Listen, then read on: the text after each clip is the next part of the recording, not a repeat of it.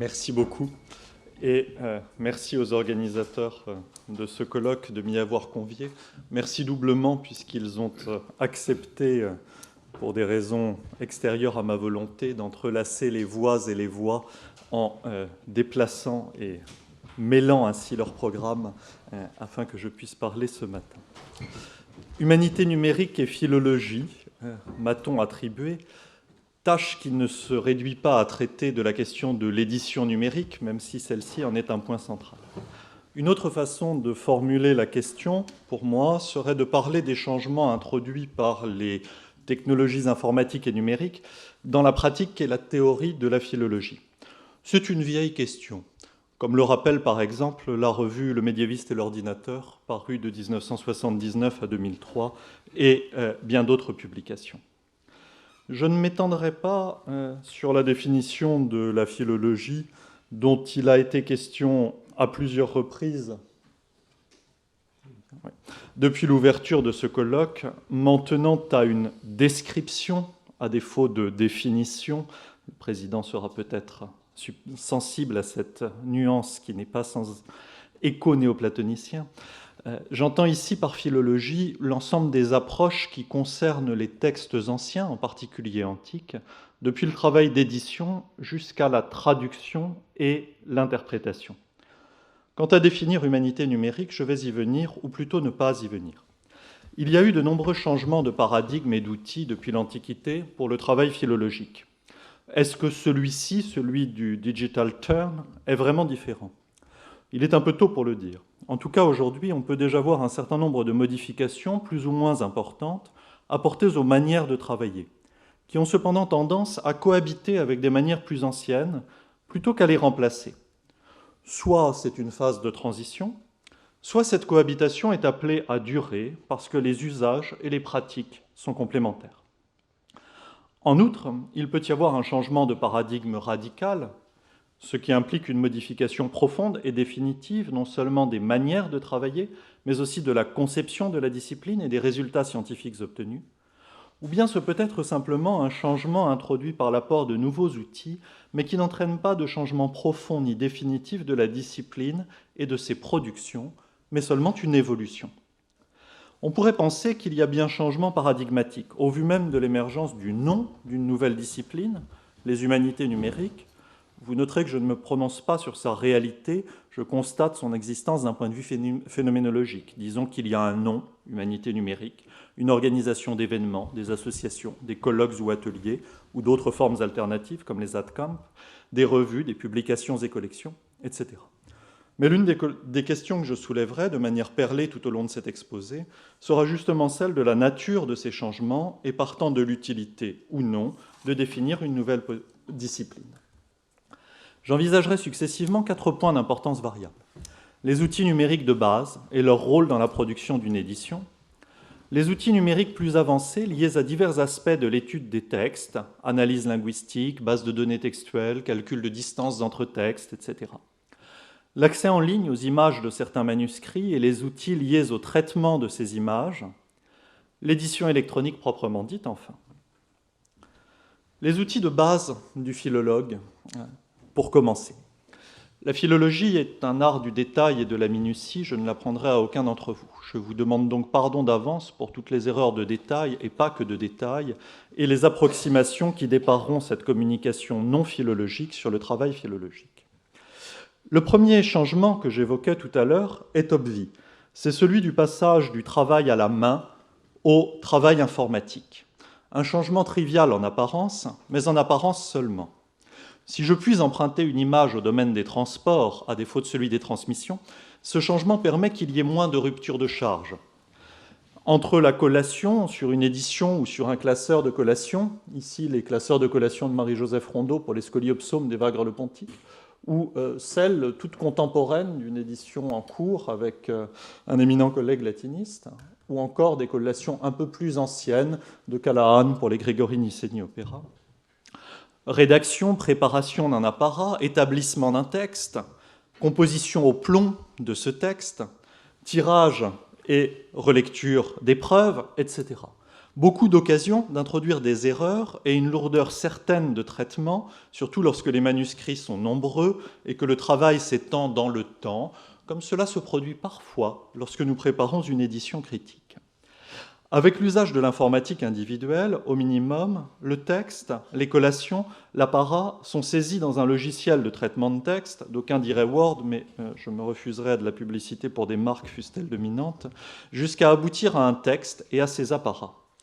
Ainsi, on réduit le risque d'erreur dû au fait de recopier manuellement des éléments textuels. Sinon, le processus d'édition critique ajoute dangereusement plusieurs couches au processus de copie qu'il prétend faire aboutir. D'autre part, divers outils peuvent aider aux collations, que ce soit des simples logiciels de tableur ou des logiciels de tableur améliorés comme Chrysocollate que vous voyez à l'écran, qui permettent de réaliser et de traiter les collations, d'en extraire un texte et un apparat directement à partir du travail dans le logiciel. Puis, une impression numérique qui évite la rupture de charge qu'impliquait la composition typographique au plomb, et l'usage des polices Unicode, qui évite les changements de police et les aléas que nous avons connus au début. Je parle ici surtout en helléniste. Normalement, cela devrait être mieux. Est-ce le cas?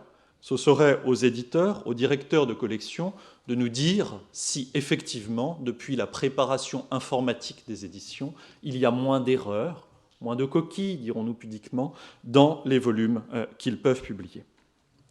Il existe également des logiciels pour préparer le travail d'édition en son entier, ou presque. La difficulté est que ce sont des logiciels propriétaires, d'une façon ou d'une autre, et qu'ils n'ont pas forcément des formats de sortie aisément exploitables par tous. On pense bien sûr à Classical Text Editor de Stefan Hagel depuis 1997, mais tous les éditeurs, par exemple, n'en acceptent pas les fichiers, et le logiciel présente des difficultés sérieuses de prise en main et d'utilisation. Il y en a eu d'autres avant, il y en aura d'autres après. Je pense pour ma part, avec un souvenir un peu ému, à l'Aristark de Richard Goulet, qui fonctionnait avec le logiciel de base de données 4D et que j'avais pour ma part testé au début de mes travaux. On rencontre déjà là deux difficultés inhérentes au domaine des humanités numériques, et pas que pour la philologie, et plus largement au domaine des publications informatiques, qui toutes deux sont liées à la question de la pérennité, notion qui appartient par définition pourtant à la philologie. La question des formats propriétaires, ou du moins de la compatibilité des formats, et celle de l'évolution des logiciels, des langages et du nécessaire suivi des outils. En résumé, à cette première étape très basique des outils de collation et de préparation du texte et des apparats, on ne peut que noter des progrès qui tiennent à l'informatique en général, en particulier dans son lien avec la publication des livres, et qu'on pourrait résumer ainsi des facilités de travail et une diminution des ruptures de chaînes de transmission. Venons-en maintenant au deuxième domaine où les humanités numériques ont modifié, voire bouleversé la philologie, et qui me semble être celui de l'étude des textes, de leur langue et des modalités de leur écriture. La première facette de cette deuxième partie concerne les corpus numériques de textes. Je parlerai de ce que je connais le moins mal, à savoir le Thesaurus Linguae Graecae pour le grec, mais on trouve des réalités similaires, sinon semblables, pour le latin, en particulier avec la Library of Latin Texts de Brepols. Autrement dit, un corpus numérique rassemblant une masse suffisamment significative de textes, à défaut d'une exhaustivité toujours visée sans être jamais atteinte, et dans des éditions assez satisfaisantes d'un point de vue critique pour être utilisés comme une base solide. Ces textes ainsi rassemblés peuvent faire l'objet d'interrogations multiples et croisées. Des outils d'analyse morphologique et éventuellement lexicographique sont également disponibles. Que changent ces corpus numériques? Ils permettent à coup sûr des recherches d'occurrences, de co-occurrences, de termes beaucoup plus avancées, faciles et complètes que ne le permettaient les concordances et dictionnaires papier. Ils prennent en compte des textes qui étaient jusqu'ici souvent oubliés. Cependant, ils sont loin d'être parfaits. Ils ont tendance en particulier à se substituer unilatéralement à la mémoire des textes, au corpus intérieur. Or, une recherche d'occurrence ne permet pas de repérer des textes qui utilisent un vocabulaire différent, voire simplement une classe de mots différente, pour parler des mêmes réalités, pour ne retenir qu'un exemple simple. En deuxième lieu, ils font trop oublier, du fait de leur taille croissante et qui a de fait dépassé le point critique, qu'ils ne sont pas complets, que certains textes, voire certains auteurs, en sont totalement absents. D'autre part, une difficulté considérable est que ces corpus sont le plus souvent fermés, protégés par des barrières et des licences. On ne peut donc les exploiter qu'à l'aide des outils fournis par le propriétaire de ces corpus, ce qui facilite au quotidien la vie du simple chercheur. On lui donne des outils assez maniables, mais restreint beaucoup les possibilités d'analyse approfondie et de fouille de données pour ceux qui savent faire ou voudraient aller plus loin. On ne peut en outre que difficilement introduire des liens entre des éditions numériques ou des ressources en ligne et ces corpus, voire les référentiels qui les sous-tendent. Il existe bien quelques corpus et outils ouverts, comme Perseus au premier chef, mais ils sont beaucoup plus réduits en taille, avec des éditions de qualité souvent problématiques, car anciennes et hors droit. En revanche, ils ont très souvent été à la pointe de l'expérimentation et du développement de nouveaux outils. La deuxième facette est formée par toute une série d'outils divers qui ont également modifié l'étude des textes dans un environnement numérique et s'appuient souvent sur les corpus numériques eux-mêmes que je viens d'évoquer. Des outils d'analyse morphologique qui permettent certes d'aider le traducteur, ce qui n'est pas négligeable, mais aussi d'automatiser une partie des tâches de traitement et d'analyse d'un texte. Les outils lexicographiques, avec un très gros travail réalisé pour les dictionnaires en ligne, ils ont le mérite d'être faciles à transporter, mais aussi de permettre une vérification aisée des exemples, comme c'est en particulier le cas pour les dictionnaires intégrés dans le TLG, moins pour le TLL. Il faut encore mentionner les différentes formes de calcul de distance entre textes ou chaînes de caractères, méthode des n-grams et autres. Ces méthodes ont été utilisées pour tenter de préciser ou d'évaluer des attributions discutées, en cherchant de quel corpus d'auteur un texte était le plus proche. La chose est encore balbutiante car les paramètres à prendre en compte sont nombreux dans le domaine de nos études. Ces méthodes sont aussi intégrées sous une forme assez rudimentaire dans le TLG, ce que vous voyez à l'écran, et proposent ainsi de repérer aisément des citations ou parallèles en marge d'un texte donné. C'est très pratique, mais avec un côté boîte noire qui fait qu'on n'est jamais certain d'avoir tout repéré. Pour des citations bibliques ou des citations d'Homère à identifier dans un texte donné, cela va. Mais sinon, il y a beaucoup de bruit plus que de résultats pertinents. Je mentionnerai enfin les répertoires de personnes, de lieux, etc., qui permettent à la fois des vérifications et des recherches facilitées et la mise en relation des ressources et des textes en particulier qui les mentionnent. Pléiades, pour les lieux, par exemple, des prosopographies comme la PMB de 7, je reviens à mes amours byzantines, et, pour les mentionner trop rapidement, mais il en a déjà été question hier, des bases de données bibliographiques parmi lesquelles on a bien évidemment évoqué l'année philologique. Autrement dit, toute une panoplie d'outils numériques qui contribuent à l'étude des textes sans être forcément coordonnés ni pensés pour être utilisés ensemble. Le troisième domaine, sans doute le plus évident pour moi, vu depuis l'Institut de recherche et d'histoire des textes, est celui des manuscrits et des éditions anciennes et de leur accès numérique. Tout d'abord, un nombre croissant de manuscrits est accessible en reproduction, en ligne, et accessible dans un état qui n'a plus grand-chose à voir avec les reproductions dont on pouvait le plus souvent disposer il y a 30 ans encore, à savoir des microfilms. En voilà un qui est assez lisible, mais quand on arrive sur des choses comme cela, cela devient plus désagréable. Les images numériques ont plusieurs avantages. Si elles sont en ligne, on peut les consulter de n'importe où. Alors, nous sommes tristes parce que nous avons moins de lecteurs à lire acheter, mais c'est peut-être plus facile. Si elles sont de bonne qualité, elles permettent des études fines qui sont impossibles sur microfilm. Distinction des encres, des mains, composition du manuscrit, oui, on peut voir même les ficelles, mieux les signatures de cahiers, déchiffrement des éléments peu lisibles, etc. On ne meurt certes pas de lire un microfilm, mais on peut finir par en devenir aveugle. C'est arrivé à beaucoup trop. Si elles sont librement utilisables, ces images, en particulier si le protocole d'échange International Image Interoperability Framework, IIIF, est mis en place, on peut les retraiter, les annoter, les rassembler, les réorganiser librement. Enfin, dans des cas particuliers, on peut maintenant non seulement prendre des photographies sous une longueur d'onde particulière, ultraviolet ou infrarouge par exemple, comme on le faisait depuis longtemps, mais aussi utiliser une technique dite de photographie multispectrale avec un traitement informatique des images qui permet d'améliorer grandement la lecture d'écritures effacées, entre autres de palimpseste. Vous voyez ici la couche inférieure qui apparaît en rouge sous l'écriture principale. Cette mise en ligne des images de manuscrits est donc un pas en avant très significatif. Il faut simplement éviter de reproduire les travers des époques antérieures.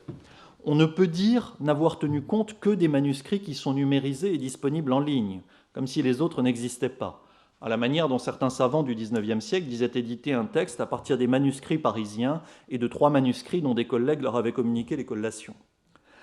Il ne faut pas non plus, comme l'évoquait Christian Forstel à demi-mot hier, que la disponibilité en ligne ne détourne le chercheur de prendre le livre en main, de le voir, d'étudier l'objet matériel, ce qui serait un grand retour en arrière pour l'ensemble de nos études. L'accès aux images, pour tous les lecteurs que permet leur mise en ligne, offre aussi la possibilité de vérifier aisément les lectures des éditeurs. Je pense avec une certaine tendresse à Peter Van Deun, par exemple, qui vérifie systématiquement les collations, par sondage, à partir des images numériques lorsqu'il siège dans un jury de thèse ou d'habilitation. On rejoint ainsi en mode mineur la reproductibilité qui est recherchée dans d'autres sciences dites exactes. À défaut de reproduire tout le raisonnement de l'éditeur de texte, le lecteur peut du moins tester la fiabilité des collations et vérifier les manuscrits, y compris dans leur disposition et leur apparence matérielle. Un domaine qui commence à se développer et à être effectif pour le latin, mais qui est encore loin d'être opérationnel pour les manuscrits grecs et très partiellement pour les imprimés grecs, est celui de la reconnaissance automatique de l'écriture et de la transcription automatique, HTR, Unwritten Text Recognition. On peut mentionner le projet e-scriptorium de Scripta ou les travaux de mon collègue Dominique Stutzmann à l'IRHT et bien d'autres. Ce type d'approche est pourtant fondamental, comme on le verra dans la section suivante à propos des éditions électroniques, pouvoir transcrire automatiquement le texte des images disponibles. Les ressources sur les manuscrits ne se limitent pas aux images. Plusieurs bases de données ont été développées et sont d'importance, sans parler également des catalogues de manuscrits, dont certains sont désormais uniquement publiés en ligne. Les bases de données sur les manuscrits offrent non seulement un accès facilité à des informations déjà disponibles ailleurs, mais aussi des possibilités de recherche et d'agrégation des informations qui n'existent pas dans les publications papier. Un exemple pour les manuscrits grecs que je connais un peu, la base de données Pinakes rassemble des descriptions de la plupart des manuscrits grecs, avec identification des textes, lien vers les numérisations, de la bibliographie, des informations sur l'histoire des livres. Le premier point, l'identification des textes, est essentiel pour l'éditeur. Si la base Pinakes n'est pas complète, ni les descriptions parfaites, elle permet cependant d'identifier très fréquemment des témoins qui ont échappé aux éditeurs précédents. Le passage aux outils numériques, images et bases de données en particulier, offre donc de nouvelles perspectives fort importantes pour l'étude des textes et la préparation de leur édition, et ne peut qu'aider, on l'espère, à prendre en compte les manuscrits non seulement comme conteneurs de variantes, mais comme objets matériels et historiques essentiels dans le processus de transmission. Le dernier domaine que j'aborderai est sans doute celui qui vient en premier lieu à l'esprit lorsqu'on parle d'humanité numérique dans le domaine de la philologie, celui des éditions numériques. C'est aussi l'un des aspects les plus prometteurs, mais où les réalisations sont aussi les plus rares jusqu'à présent. C'est pourquoi je parle de rêves et de leur contraste avec la réalité, l'écart peut être encore bien grand. Je partirai de ce qu'on peut attendre dans le cas idéal d'une édition électronique, de l'édition rêvée pour celui qui l'utilise. Un texte critique, texte et apparat, appuyé sur la transcription complète de chaque témoin, liée elle-même aux images des différents manuscrits, autrement dit un environnement où l'on peut naviguer aisément du texte critique jusqu'aux images des différents témoins et vice-versa, sans jamais perdre la vue d'ensemble.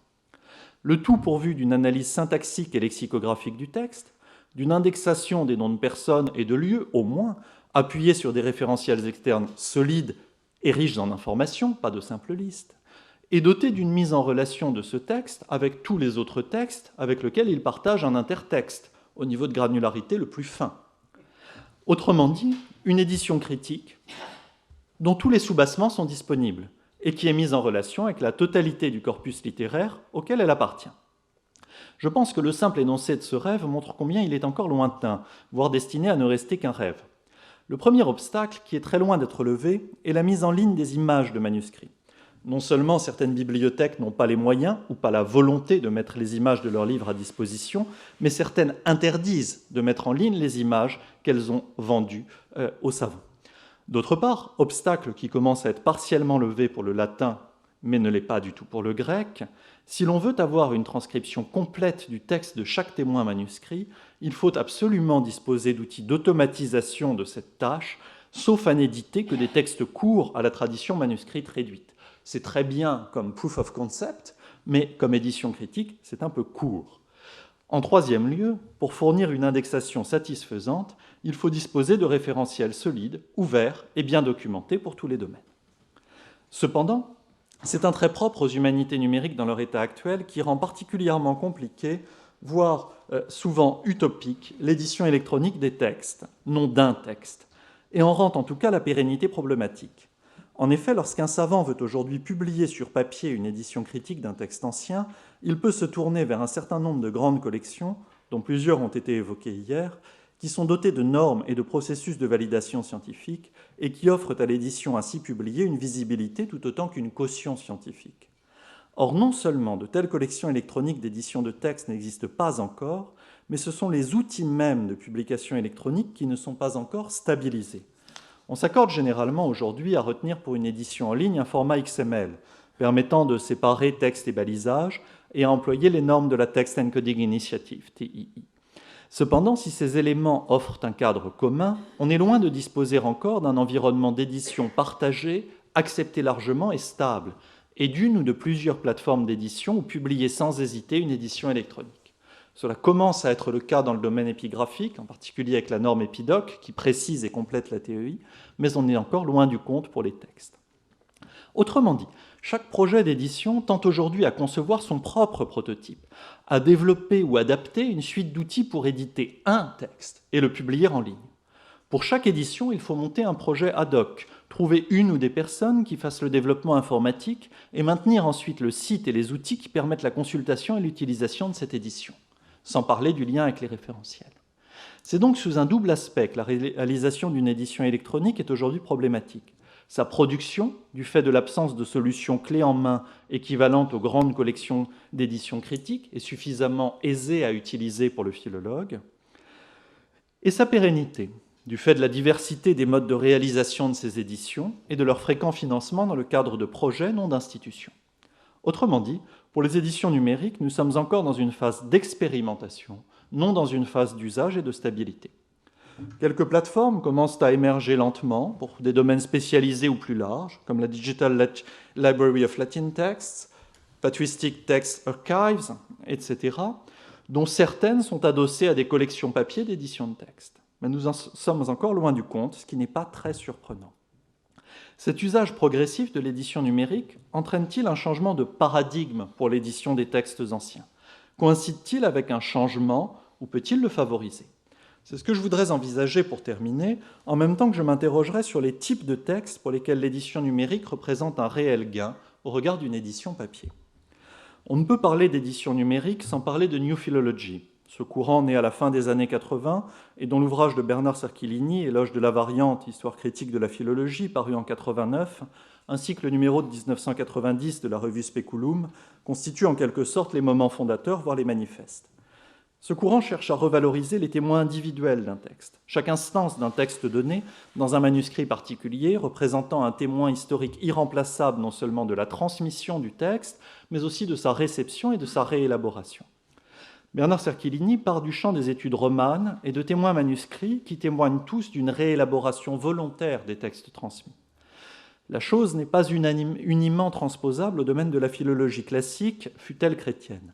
Si des textes hagiographiques ou ascétiques sont certes retravaillés en fonction de leur contexte de réception, ce n'est presque jamais le cas de ceux des grands auteurs patristiques, et il en va de même pour les auteurs d'époque classique, hellénistique et romaine, sauf pour quelques types de textes, scolaires en particulier. Autrement dit, le primat du manuscrit isolé, au détriment d'une tentative de reconstruction d'un texte le plus proche possible de son état d'origine, qui est proprement l'objectif de l'édition critique, me paraît fort peu probant dans le domaine de la philologie antique, au contraire peut-être de la philologie médiévale, non seulement romane, mais aussi, pour partie, byzantine et latine. Donc prétendre éditer un manuscrit, ou déployer beaucoup d'énergie, de temps et d'argent, pour rendre compte dans tous ces détails d'un témoin manuscrit isolé, est une tâche parfois utile, mais parfois seulement, dans des conditions bien particulières.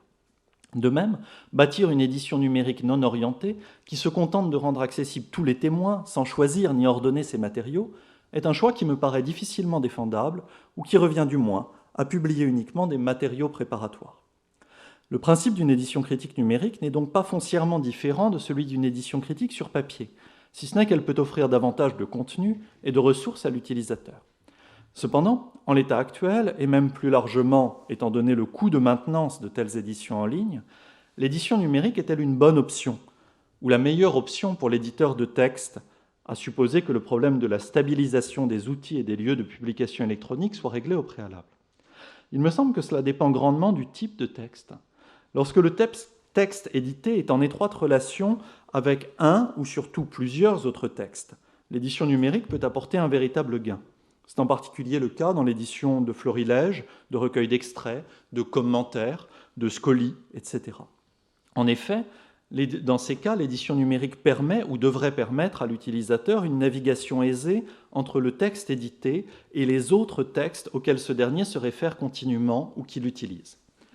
Lorsque le texte édité est un texte qui varie beaucoup, comme c'est le cas de nombreux textes ascétiques ou hagiographiques, mais aussi scolaires ou techniques, et là encore des florilèges ou des chaînes exégétiques, l'édition électronique permet aussi de comparer les différents états textuels, d'en montrer les évolutions, les infléchissements, les transformations.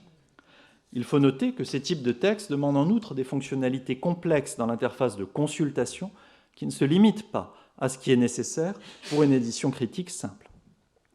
Il est un dernier domaine que je voudrais évoquer trop brièvement à propos des éditions numériques de textes anciens. Ce sont les méthodes de classement des témoins. Je pense que mon exposé a fait entendre assez clairement que j'étais largement favorable à l'usage d'une méthode stématique aboutissant à une édition critique des textes anciens, appuyée sur une prise en compte de l'histoire des livres manuscrits, Maas et Pasquali, pour résumer de deux noms.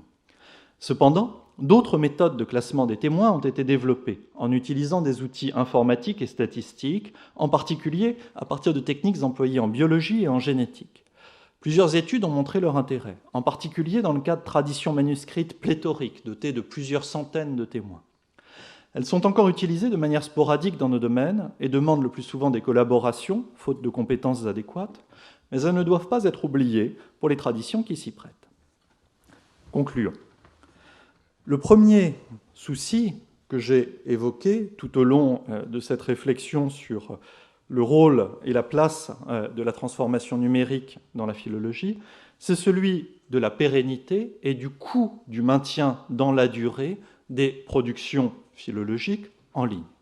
Le deuxième, c'est celui des barrières et des paywalls qui entravent, coupent les liens et les chemins qui devraient réunir les différents éléments mis en ligne.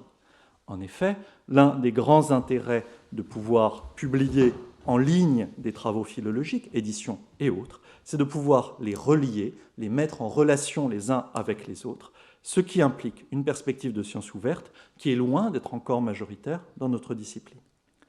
D'autre part, la part d'automatisation des tâches et de délégation des tâches les plus répétitives à la machine, qui présente un grand intérêt, est souvent encore balbutiante pour un certain nombre de domaines, entre autres la transcription automatique des écritures manuscrites, et se double d'autre part d'un risque d'effet boîte noire.